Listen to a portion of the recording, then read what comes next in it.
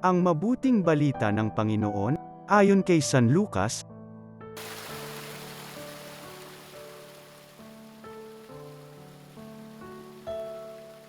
Noong panahong iyon, bumalik na tuwang-tuwa ang 72.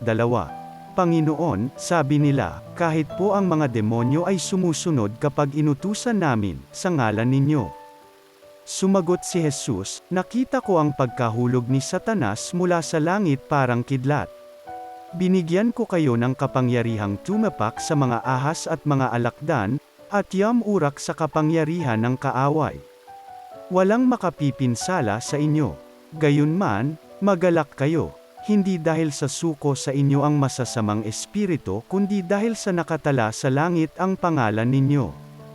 Nang oras ding iyon, si Jesus ay napuspos ng galit ng Espiritu Santo.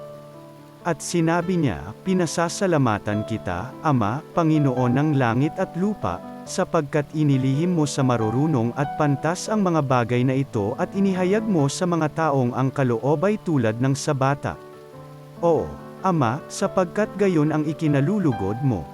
Ibinigay sa akin ng aking Ama ang lahat ng bagay.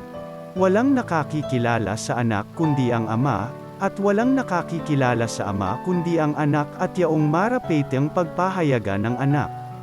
Humarap si Jesus sa mga alagad at sinabi, na di naririnig ng iba, mapalad kayo, sapagkat nakita ninyo ang inyong nakikita ngayon.